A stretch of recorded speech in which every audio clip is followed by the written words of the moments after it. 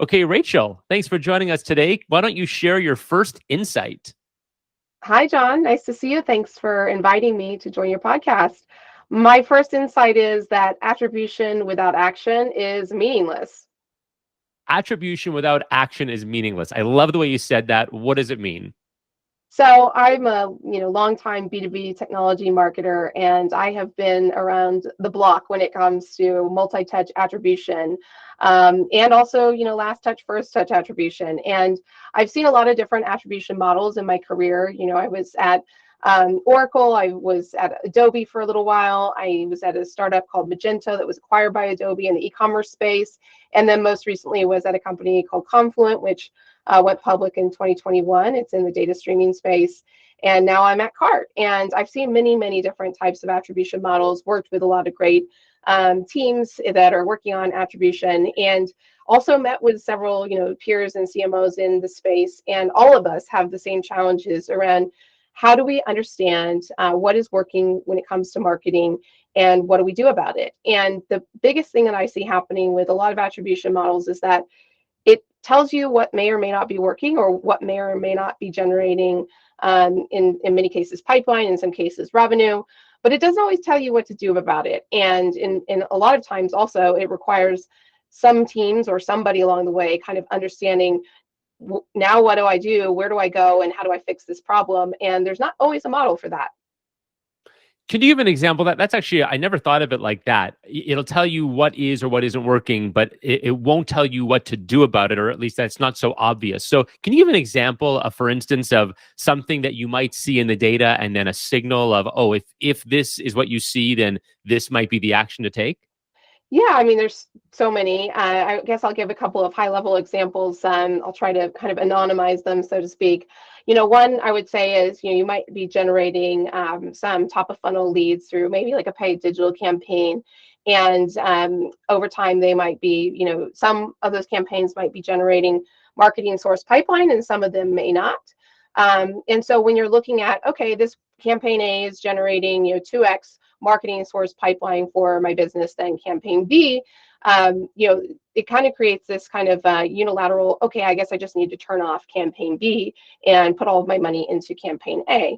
And a lot of times that's kind of how marketers operate. If they're seeing better results somewhere, they might just say, if this is what the model is saying, and that's what I need to do. But what I've learned over, working with lots of different teams is many times the attribution model might be saying that one campaign is better than another and performing, in terms of having a higher ROI. But the business itself is dynamic and it's not staying the same. And it might be changing. So something that's working today that's generating the right types of opportunities or the right types of leads that lead to opportunities may not actually be what the business needs. I've seen this happen over and over again because many times I'm brought into companies when they are looking to move more up market. And so they might have implemented an attribution model based on kind of historical data, things that worked well for them when the company was maybe smaller, when it was a little scrappier, playing a little bit more in the SMB mid-market space. And then suddenly the business is saying, we need to go up market, we need to sell to bigger enterprise accounts, we need to target different types of personas, and the attribution model just doesn't keep up. So you end up with sometimes the wrong action coming out of that, or in many cases, if the business is still not seeing the results it needs. So, hey, we're not doing as well as we need to be doing on the enterprise side or in this upmarket space, but the attribution model is just saying, yeah, you're not doing very well.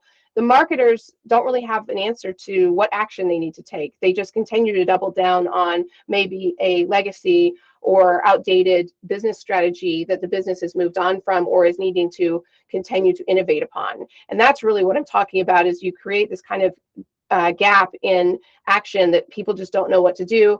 They kind of just keep doubling down on the same thing that's always worked. And that's not really what gets businesses through the S-curve and gets them to grow to that next phase of scale. You mentioned earlier the idea of first click attribution and last click attribution. And that's something that we see a lot. And I don't know if it's just laziness or naivete or ignorance, but especially last click attribution, looking at where the customer came from the moment they made the purchase. And oftentimes that's why, Google or Facebook or LinkedIn or whatever might get attributed, even though that customer has been in your pipeline or at least in your ecosystem for 6 months, 9 months or more. How do you get around that? Or I don't know if there's a quick answer there or if it's a lot of things together, but how do you sort of get around the last click attribution mirage?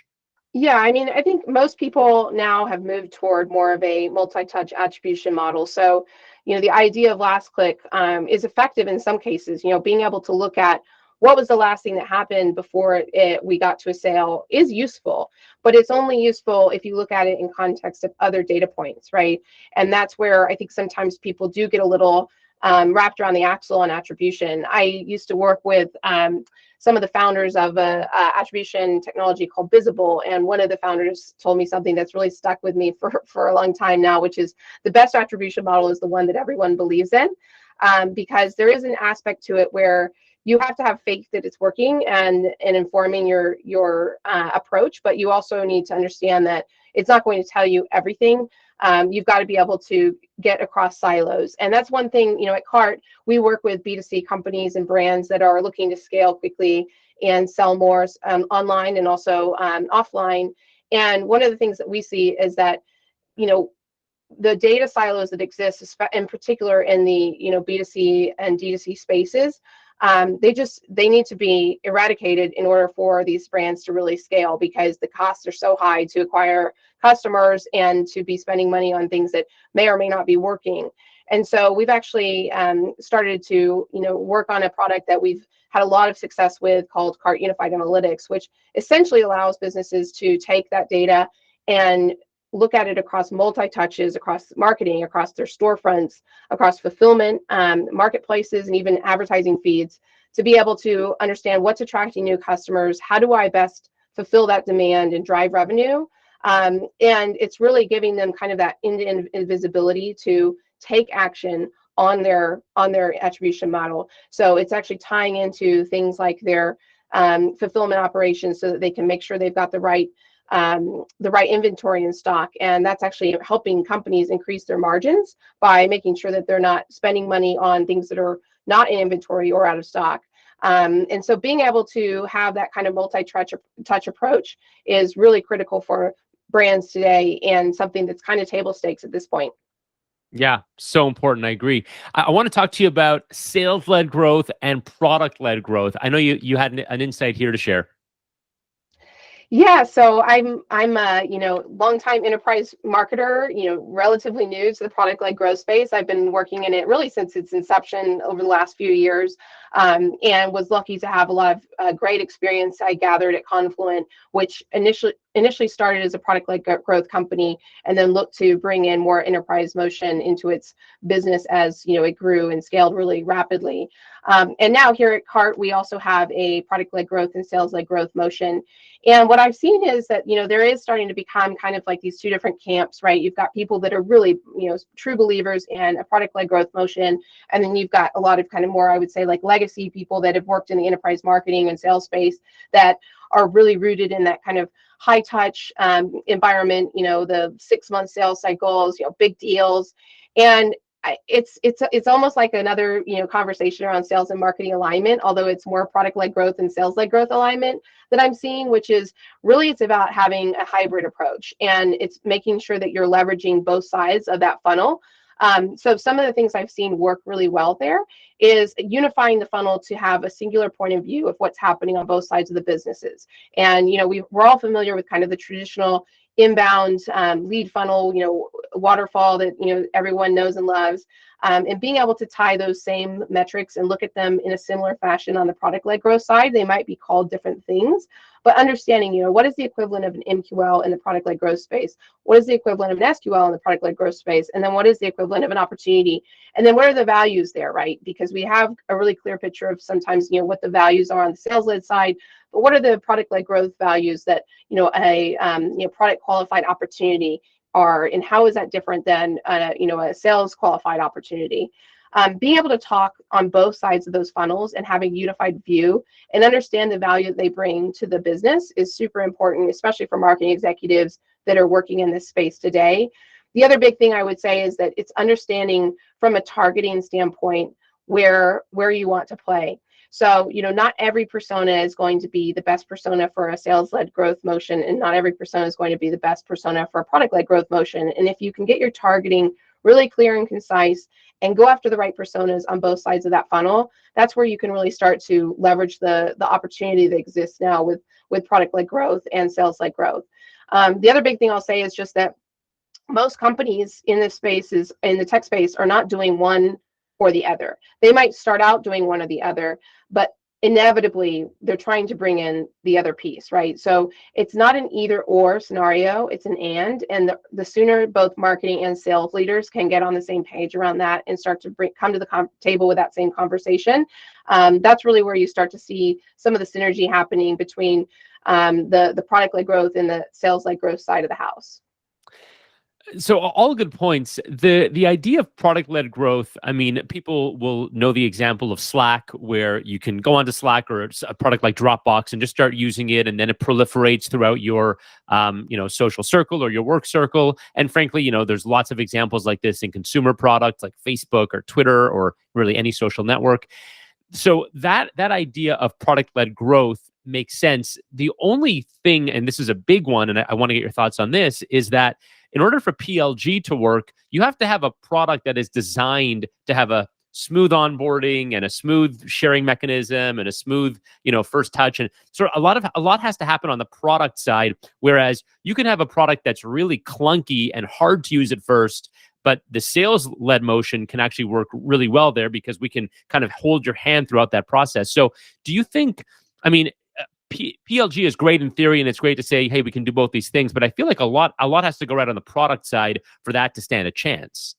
Yeah, absolutely. And I think there's a lot that product-led growth improves in the product that actually helps accelerate and give scale to the sales-led side. Like you're saying, the better the product is, the better it's going to go on the sales-led side. No matter what, your demos will be better. People will be, happier as customers. A lot of product-led growth is really about not even so much new logo acquisition, but really around net retention, which in this day and age, in this macroeconomic environment, is so critical. The ability to not only acquire the customer, which we know the costs are generally very high, but then retain them and grow the adoption of the product and have them consuming more and more of the product.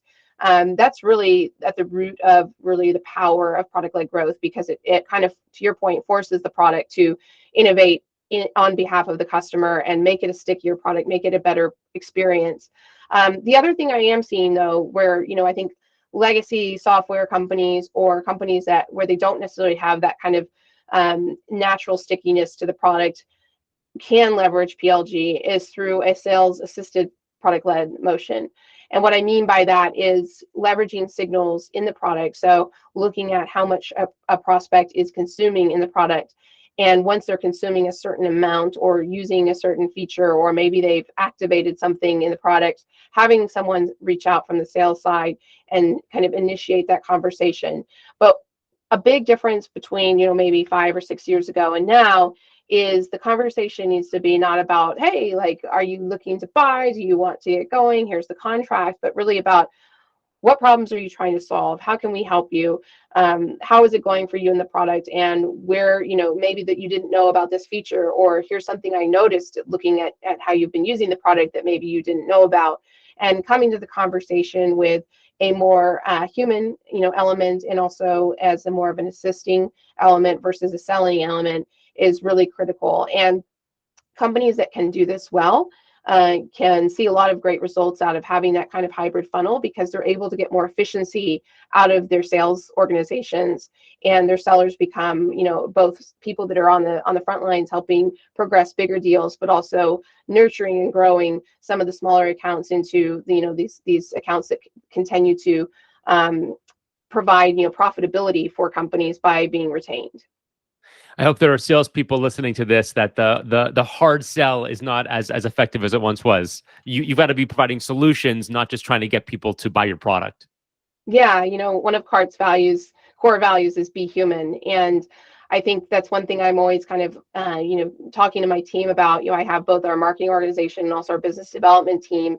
And, I constantly kind of talking about how one of the unique things for cart is because we are able to be human, we are able to be a little bit more innovative and disruptive in how we approach the market. We don't have to go into the market like some of the more legacy brands are going into the market with, these kind of sales first approaches. We can be more in a conversational, helpful manner approaching our prospects. Yeah, well put. Rachel, this was super helpful. Where can people find out more about Cart and yourself? Well, for Cart, just check out cart.com, and we're happy to help. And on my LinkedIn is probably the best way to get a hold of me, although I'm on literally every social media platform these days. Always an early adopter as a marketer, so you can reach out to me anywhere you'd like. Yeah, you have to be. Okay, Rachel, thank you so much for joining today. Thanks, Jon. All right, I'll